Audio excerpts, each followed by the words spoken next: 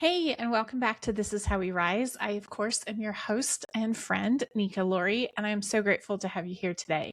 So today I'm going to mix things up a little bit. I'm actually going to bring you some clips from an episode I recorded for my old podcast, Inspired with Nika Laurie. My guest in this episode is Josette Tkacik, and she has an incredible story of healing after being diagnosed with rheumatoid arthritis. It was a devastating experience for her. But the reason I wanted to share it with you is it was just such a profound and powerful story about how, when you decide to take charge of your foundations, so your health and your identity, and you work on rebuilding those, you can overcome anything. Her story is beautiful and powerful, and I really hope you get so much out of it. So without further ado, I hope you enjoy the episode.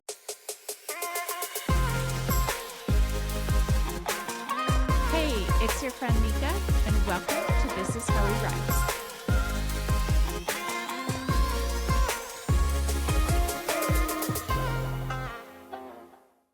Josette, welcome to the show. I'm so happy to have you join me today. How are you? Thank you, Nika. I'm great. Thank you for having me.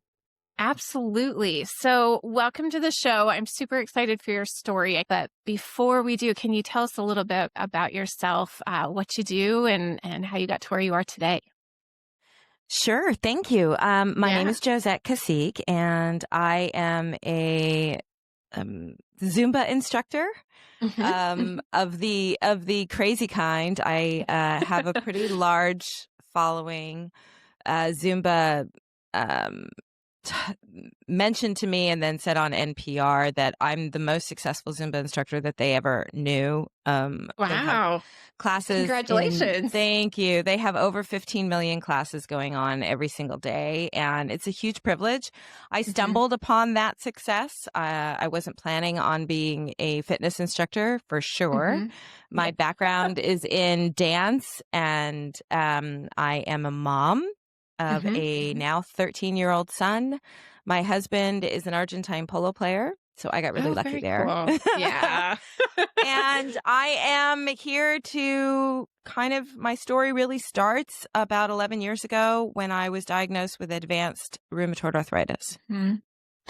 Yeah. And can you share, I know we're going to go into a little bit of detail, but what was that like getting that diagnosis? It had to have been pretty traumatic, especially with your background being so physical and active. Yeah, I mean, I think any diagnosis is no fun. My mom was diagnosed. My mom was diagnosed with stage 4 cancer back when I was in my teens. She actually recovered fine, and she did not do chemo and radiation. So she's 86 now and super happy and thriving, but and has been cancer free for a very long time. That's awesome. But, congratulations to her. Thanks. That's great. And to you too, well, as a daughter. She was kind of my inspiration to seek out other avenues. But having a diagnosis for me, my son was just 2 at the time, and my everything. Yeah. But I was still dancing, I was moving, but I wasn't living the healthiest lifestyle. I was not eating properly. I was never into health and wellness, to be honest with you. I was a dancer. So, in New York as a young dancer, you start smoking really, at a young age, and you're part slender of kind of thing. Exactly. Yeah. That's the trick. So, my diet consisted of a triple espresso in the morning and a couple cigarettes until 2 or 3. I quit smoking when I got pregnant, but the rest of the diet kind of stayed the same until I got my diagnosis. And then I think, you get a brick that falls on your head. Absolutely. It stopped. I couldn't move. I was in so much pain. Oh my goodness. And I actually went to a couple of different doctors. Nobody could figure out what was wrong with me. That was the most frustrating thing, is going to the ER and them saying, well, you must have bumped into furniture or something. And I'm thinking, I would have known if I bumped into, and why are my knees the size of small melons? Other parts that go with that. That's a big couch, Absolutely. So getting the diagnosis in and of itself was a struggle. I finally was sent to get a full panel of blood work, and that's when they came back. Oh, wow, your numbers are so high. your body is just destroying itself. And it was between the ER visit and the diagnosis that my left elbow had already started fusing at the joint. I was never able to straighten it again. Oh my gosh. Yeah. When the diagnosis came, I was really happy. The prognosis wasn't good, but the diagnosis, I was at least happy with that. At least then you knew kind of what you were facing, and it wasn't just this kind of hidden disaster in your body that you were kind of dealing with. Yeah. Exactly. Yeah. How did that impact your career? Were you able, I mean, I'm assuming you weren't really able to do anything if you were kind of bedridden in a sense, like not being able to move very well. Well, I wasn't dancing professionally then. I had stopped everything to be a full-time mom. So luckily I didn't have a career at the time, but it did affect my husband's career because I wasn't able to, I mean, I couldn't brush my teeth on my own because my arms weren't working, and I couldn't get dressed because I couldn't raise, there were so many little nuances of life that we take for granted. And when you have a crippling disease like RA, it's, the little things like brushing your teeth or getting dressed in the morning become a sacred ritual because you can't do it in that much pain. So my husband had to literally stop what he was doing so he could take care of me and our son. When you actually finally got your diagnosis, I'm assuming the physicians didn't talk to you a whole lot about diet and lifestyle changes. What gives you that idea? I don't know, I mean, yeah, no. I saw 7 different specialists. Oh my goodness. Only because of the frustration I had with the doctors. I think my first question to everybody was, well, okay, so how did I get here? What causes this? And they don't give you an answer. They say, well, we don't really know what causes autoimmune disease, but I wouldn't waste your time trying to figure that out. You really need to hurry up and get on these. There's a huge list of pharmaceuticals that they prescribe with methotrexate and prednisone, and then the Humira or the other biologics. I was so taken back by their inability to explain to me what happened, because logic says, well, if you know how you got here, you can fix the problem and then therefore fix the disease. But there was no answer. Can you share your story of how did you heal yourself? How did you stop this RA from really destroying your body? Yeah, well, I mean, it's so funny because in retrospect, you can just go, well, this, and this. But when you're going through it, it's not the whole journey. It's hell. I mean, it's literally hell. And I am so grateful for that, dark night of the soul, because it really forced me to look inside of myself. I think the first thing was the beautiful loss of identity. And I know that sounds really strange, but I lost everything. I mean, like I mentioned, I couldn't get dressed on my own. I didn't feel like a woman. I didn't feel like anything. I couldn't do anything. I couldn't pick up my son. So there was an extraordinary loss of identity. And what I found when I lost all the things that I thought I was, I found the truth of who I really was. And while my body was in pain, I noticed that I was still here inside somewhere. It's difficult to put into words, and I'm trying to kind of be simple about it, but there was a very strong depth of soul that was there. Yeah, like your essence or something. Yeah.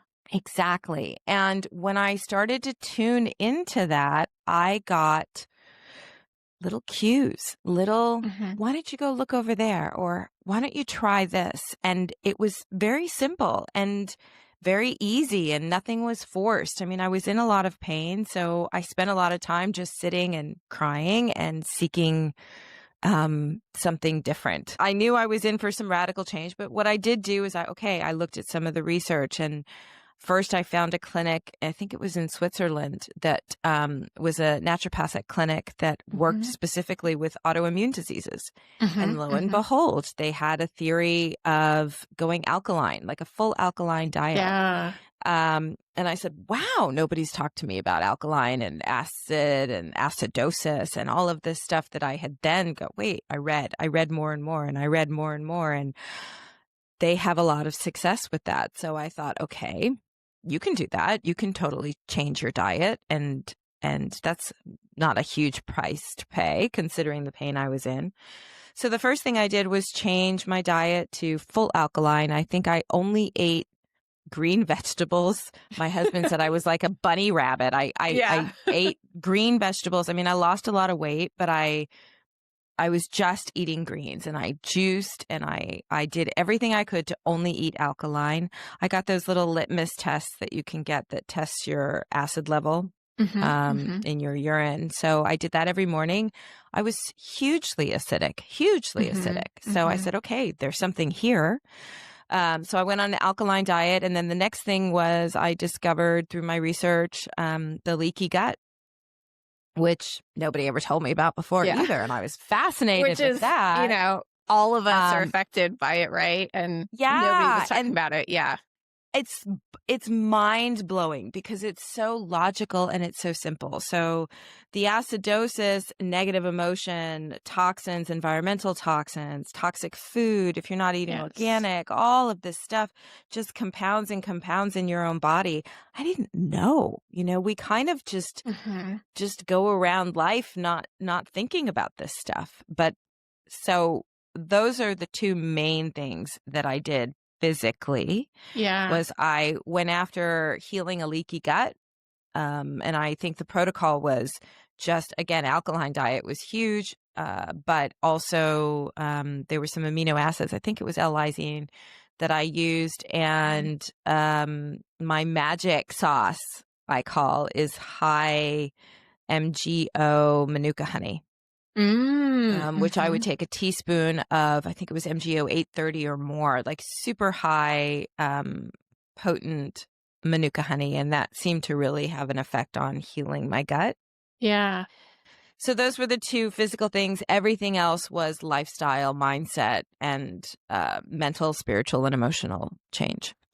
I love that you add that in because, I have this conversation a lot of times with people about we need to change diet and lifestyle, right? Dealing with autoimmune diseases or metabolic diseases. But there's a huge factor in that you can change the food you're eating, which is truly important. You can reduce the toxin exposure that you're facing. So removing pesticides, being careful about containers and packaging and all these different things. But there really is an important side to you. Also have to change your mental state around your disease, around your approach towards life, around your spiritual connection, whether that's a religious thing or just an internal connection, whatever that is. You really have to bring that to the forefront just as much as you would any other aspect that you're going to change in your health journey. And it's hugely empowering. Yes. I think that if I had just changed my diet, I'd still be sick. Yeah. Definitely. Yeah. The grabbing my big girl boots and pulling them up and saying, I cut everyone off the hook. No one is responsible for where I am right now. My mom, my dad, my husband, no one, no matter how much of a pain in the booty I thought my husband was from time to time, and how much I was agonizing about our, government, whatever was around. I cut everyone off the hook, and I took 120% responsibility for my own existence and my own life. That in and of itself is hugely empowering because no one, and it's not about blaming yourself or being down on yourself. It's being like, okay, I'm going to put my boat in the water right where I am. Here I am. How do I navigate this stream? I'm on a white river, ride, and I need to steer this boat. And so that was hugely empowering. And I also noticed when I did my research was that anxiety, negative emotion, stress, all of that contributes to disease and to acidosis and to leaky gut. So it's all kind of intertwined. Yeah. So I sat my family down, and of course my family, they saw me in a lot of pain. they really just wanted me to do what the doctors said. They didn't Yeah. understand why I was taking a different path. And I said, I don't know. I know that I need to. I know I have to listen to my heart.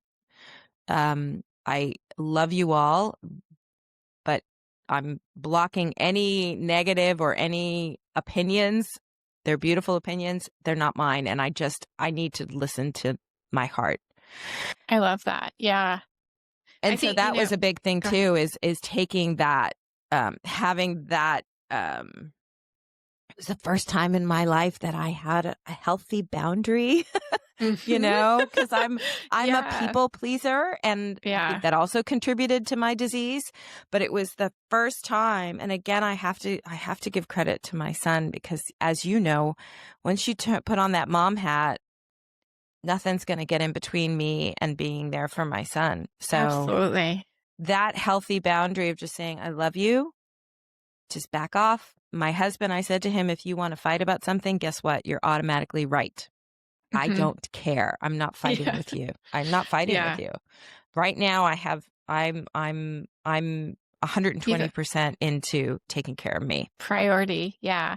I love you mentioned taking responsibility. That was one of the most powerful things that I've learned in my life along the way too, was radical responsibility for everything that's occurring in my life. You know, even if it was a car accident that, you know, somebody rear-ended me, I was on the road at that time in that place. And even though, yes, they may be responsible for rear-ending me, I can't get angry at them or the world or whatever, because I put myself in that place at that time. And I know that sounds like a weird concept, but once you decide to have that radical responsibility, you really start to get clear on the direction you want to go on. You get clear on the decisions that you want to make, and setting those boundaries, and what your priorities are. And so I think it's such a powerful tool that, you know, you don't use the blame game. If you aren't doing the blame game, then you're no longer the victim, and then you're empowered to really make those changes in your own life.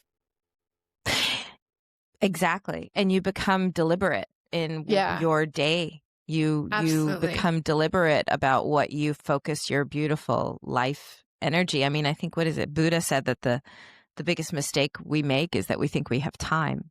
Yeah. And I think that was what hit me. I ran out of time in terms of, oh my God, am I ever going to play out the playground with my son ever? Yeah. That was the questions I was asking. And I knew that I had to be super deliberate with where I focused my heart space and my energy. Yeah. Absolutely. What was your biggest takeaway from this journey? What was the thing that you found kind of most impactful? That we are all extraordinarily powerful, and that we're not told that, that there's a depth of character and a depth of soul for all of us. That's the one thing that I recognize, is as soon as you recognize it in yourself, you see it in everyone else. That we have the capacity to heal, to thrive, to live with vitality and joy and love and lift each other up. I think that many of us, at least I was not aware of how beautiful life can be. And people are always saying, oh my God, but it took you losing everything. Yeah. You know, I guess that's what they call rock bottom. I had to lose everything to realize how sacred it all is. I think, you know, there's a lot of beauty in that. And that story, you know, I did a presentation last night with a gentleman who, same thing, he, you know, he was like 350 pounds and he had cancer, and he was facing, you know, it's a life or death situation for him. And same kind of thing, he changed his diet and lifestyle and healed, but he was talking about how angry he was. He was just this angry human before the diagnosis. And then afterwards, I mean, he just has this gentle aura about him. He was kind and patient and sweet. And I never would have guessed in a million years prior to hearing his story that he was this angry person, because he was so kind. And so I think it takes, for a lot of people, hitting that spot of, you know, this is life or death. This is, you know, I see the light now. And that's what turns on the switch for you to approach life in a whole different manner. Yeah, I mean, I think had I listened to some of the warning signs, I was having panic attacks and stuff before I got sick. I think that, and perhaps, maybe this conversation will help somebody who is getting the warning signs. Yeah, that's always the hope. Absolutely. Yeah. I love that. Well, Josette, thank you so much for sharing your story with us today, for all of the advice and information you shared, and just making a difference in the world. So thank you very much. Thanks for having me, Nika. I really appreciate it. It's a privilege. Thank you. Absolutely. Thank you.